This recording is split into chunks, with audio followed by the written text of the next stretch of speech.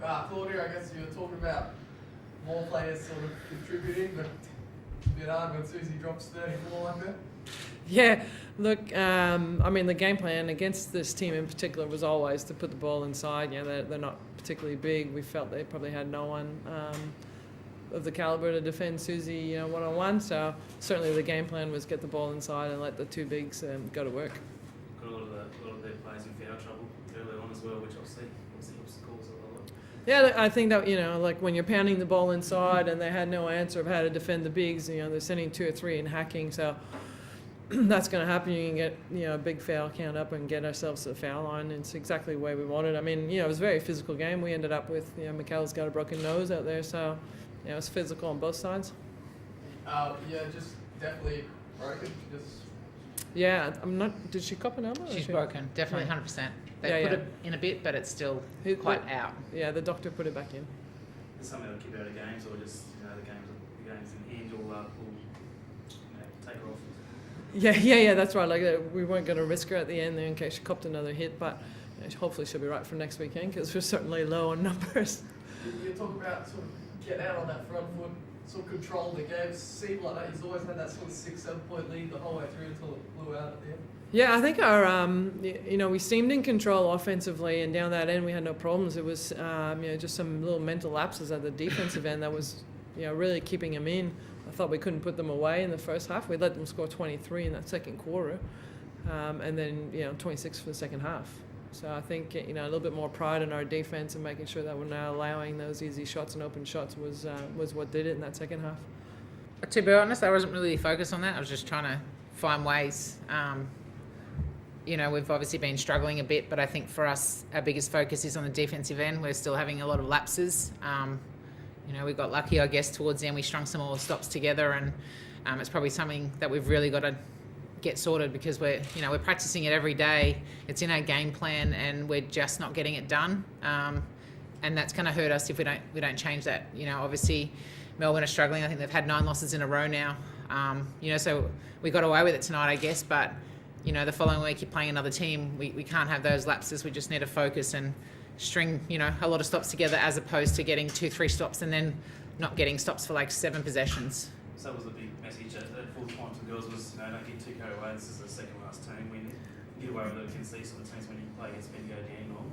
Got to get that right before we play those teams. Well, that's it. And I mean, you have to utilise games like this. Yeah, okay, you're winning by whatever we won by in the end. Obviously, there's a larger margin.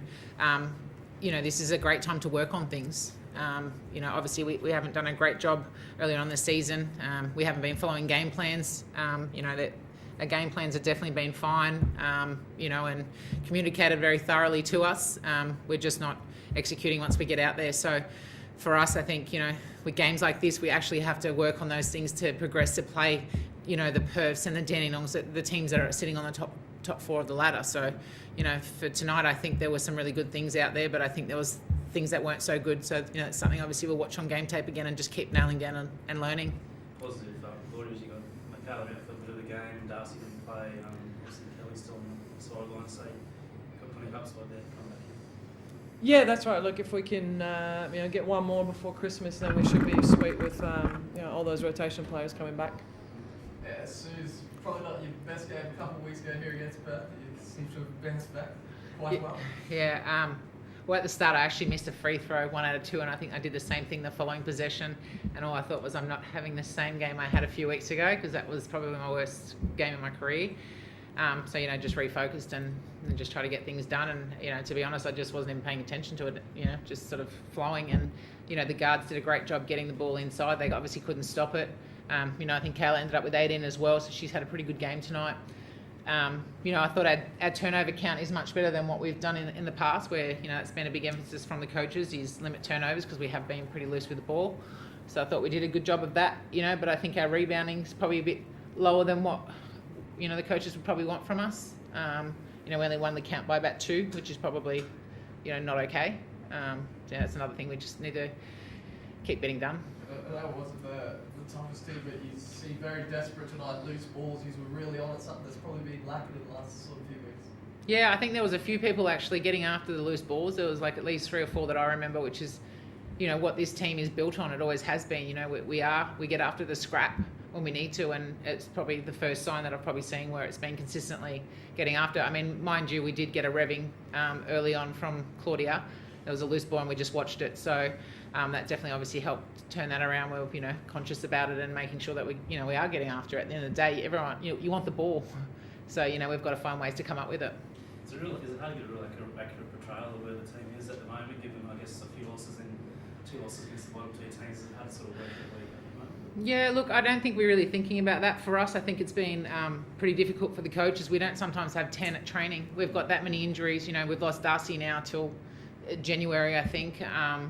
Kayla was struggling last week with a calf strain. So it's been, and Kelly's out obviously. So we're really down on numbers, so it has been tough at training, coaches are trying not to flog the ones who are playing 35, 37 minutes, and then you've got players who aren't playing, so trying to find a happy medium. But it's also slowing us down from progressing to learning things at training and, getting the 5-on-5. So, look, it's been a challenge, and I think, we're on the way out. We've just got to be patient. And, soon we're going to get some more players back, and hopefully in the meantime we can just string enough wins together to keep us climbing.